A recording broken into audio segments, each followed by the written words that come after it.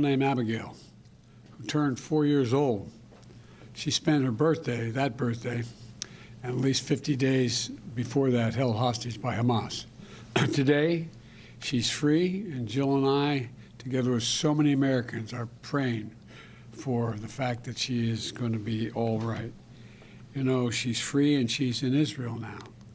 And so those who are now wrapping Abigail in love and care and the supportive services she needs, she's been through a terrible trauma. You know, her mom was killed in front of her when her kibbutz was attacked by Hamas terrorists on October the 7th. Abigail ran to her dad then, who then was gunned down as well, while using his body to shield little Abigail. She then ran to a neighbor for help, where they were all taken hostage. That entire house of neighbors were taken hostage by Hamas and held for 50 days. What she endured is unthinkable. Abigail was among 13 hostages released today from Gaza under the brokered and sustained, though intensive, U.S. diplomacy. She's now safely in Israel, and we continue to press and expect for additional Americans will be released as well. And we will not stop working until every hostage is returned to their loved ones. As I said when I spoke about this deal on Friday, this has been the product of a lot of hard work and weeks of personal engagement for me and my team. We have been in close contact with the leaders of Qatar, Egypt, and Israel, speaking with each one of them repeatedly over the past few weeks to help secure this deal. We spoke again yesterday with the Emir of Qatar, I owe special thanks to, in order to keep the hostage release on track and push for Abigail to be part of this release. And I'll be speaking again shortly with Prime Minister Benjamin Netanyahu. And we will continue to remain personally engaged to see that this deal is fully implemented and work to extend the deal as well. For weeks, I've been advocating a pause in the fighting for two purposes: to increase the assistance getting into the Gaza civilians who need help, and to facilitate release of hostages. And we know that innocent children in Gaza are suffering greatly as well, because this war that Hamas has unleashed has such consequences. Thousands have been killed, and from the earliest days of this crisis, I've worked closely with President Sisi of Egypt, the Israeli government, King Abdullah of Jordan, and leaders throughout the region to expand the delivery of critical humanitarian assistance to help innocent Palestinians in need who are not part of Hamas. Under this deal, fighting in Gaza has now been paused for 3 days. Over that time, 58 hostages have been released, including a Thai, a Filipino, and Russian nationals. Dozens of families have been reunited. And we worked urgently to take advantage of the pause to surge aid into Gaza. We've moved approximately 200 aid trucks into Gaza each day, loaded with food, water, medicine, fuel, and cooking gas. More is needed, but this deal is delivering life-saving results. Critically needed aid is going in, and hostages are coming out. And this deal is structured so that it can be extended, to keep building on these results. That's my goal. That's our goal, to keep this pause going beyond tomorrow so that we can continue to see more hostages come out and surge more humanitarian relief into those who are in need in Gaza. We've seen this is the day-by-day approach, hour-by-hour process. Nothing is guaranteed, and nothing is being taken for granted. But the proof that this is working and worth pursuing further is in every smile and every grateful tear we see on the faces of those families who are finally getting back together again. The proof is little Abigail. More than 20 other children, 18 years and younger, have been released. They've been released through this deal as well. They've endured a terrible ordeal, and they can now begin the long journey toward healing. And I'm going to continue working with the Emir of Qatar, President Sisi of Egypt, and Prime Minister Netanyahu of Israel to do everything possible to see the hostages are freed, all the hostages. I'm grateful for the personal partnership as we pursue this deal from each of those men I just mentioned.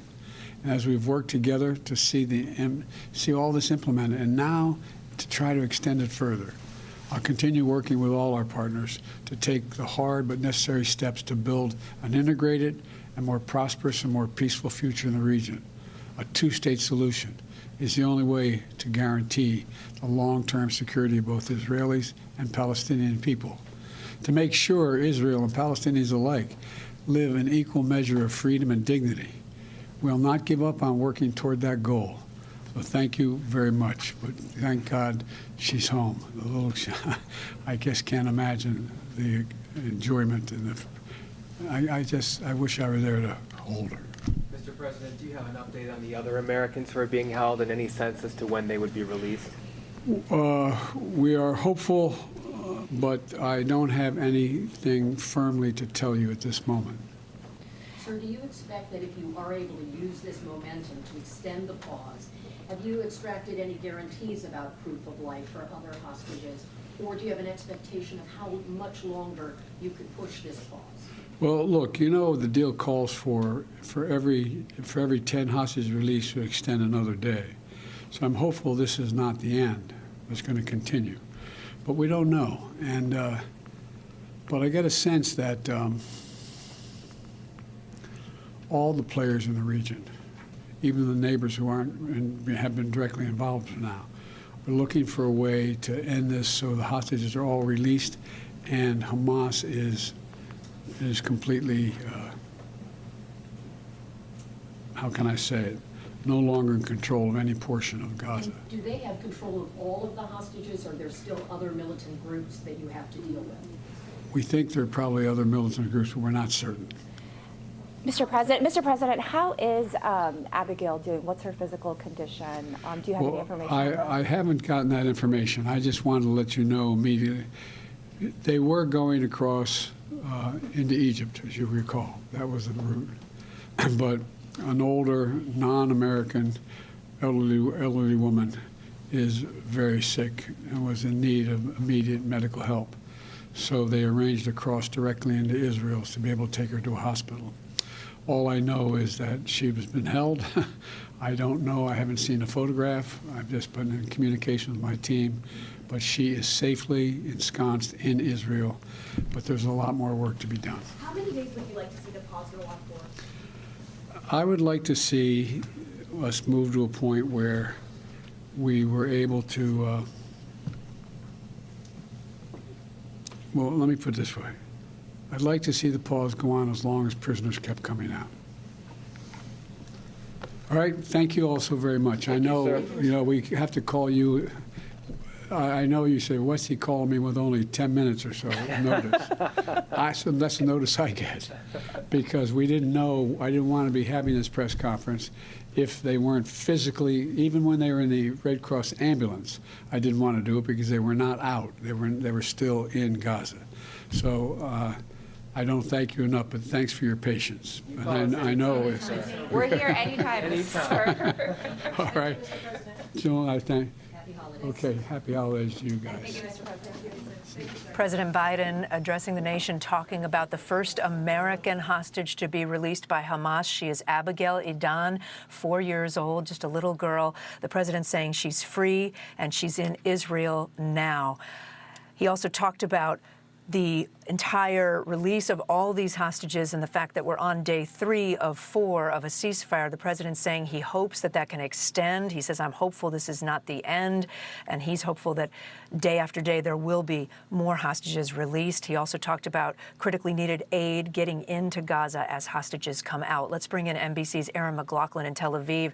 So, Aaron, the president said he doesn't know the status of Abigail at this point, but do we know any more from the family about where she is or how she's doing?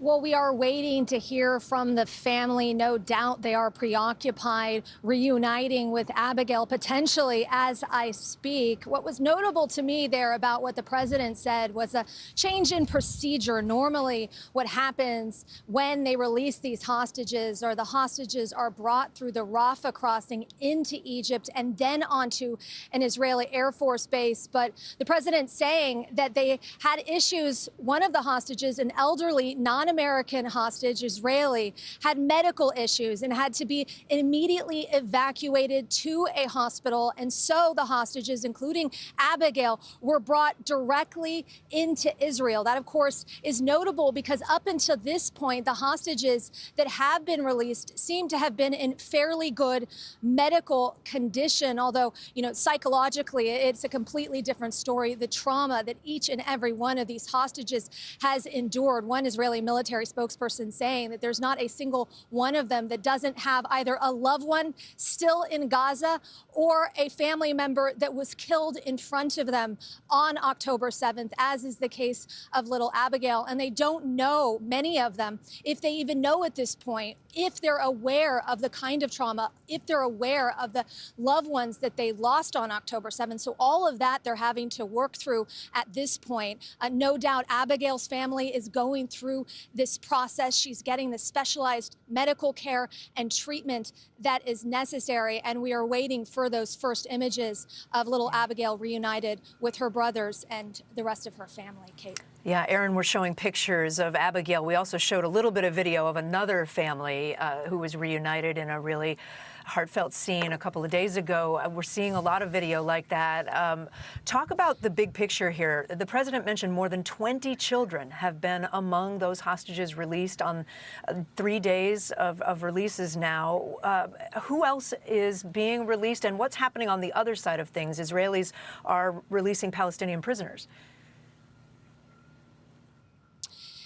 Yeah, the focus of the releases so far has been very much on women and children, and it appears as though they're also trying to keep families together. So the thinking being that the other two Americans that potentially could be released, maybe even tomorrow, we just don't know, are two American women that would qualify in that women and children category. You heard there, the president, though, expressed the hope that this pause would continue as part of this deal. For every single day of additional ceasefire, Hamas should, under the agreement, release 10 hostages. But Mark Regev, a spokesperson for the Israeli government, earlier today saying that really at this point, in his view, is up to Hamas to continue the release, to continue this pause. Now, momentarily, now that the Israeli hostages have crossed into Israel, we are expecting some 39 Palestinians that have been held in Israeli prisons to be released as part of this exchange. Once that happens, it'll mark the completion of the exchange for the third day and certainly be a good sign for tomorrow's exchange. Kate. Aaron, thank you so much. Let's bring in NBC News White House correspondent Ali Rafa, who also was with us listening to the president. Ali, you heard the president say that he's been in close contact with all the players, with Egypt, with Qatar, with Israel. He said, I think his words were, I pushed for the release of Abby. He's really been working behind the scenes. Talk more about that. Absolutely, Kate. As recently as yesterday, the president was on the phone with the emir of Qatar, the Qatari prime minister, to try to add pressure and try to iron out any problems that could impede this deal moving forward, as we saw this hours-long pause in the release of hostages by Hamas yesterday. And Qatari and Israeli officials have even credited the president and senior administration officials for adding the needed pressure to be able to seal this deal, to get this ceasefire deal accomplished. But the president, in those remarks there, it is not lost on him how incredibly fragile and delicate this deal continues to be. He called it a, quote, day-by-day approach. He said nothing is guaranteed and nothing is taken for granted. And as you mentioned, he is pushing now for the extension of this ceasefire. That's something that National Security Advisor Jake Sullivan was asked about on the Sunday shows this morning. And he said Israel has laid its cards out on the table, and now the ball is in Hamas's court as to whether this ceasefire could be extended, Kate. All right, Ali Rafa for us at the White House, Aaron McLaughlin in Tel Aviv. Thanks to you both. That concludes this NBC News special report. We, of course, have much more online anytime at NBCnews.com throughout the day. I'll have more tonight on NBC Nightly News. I'm Kate Snow. Thank you for watching.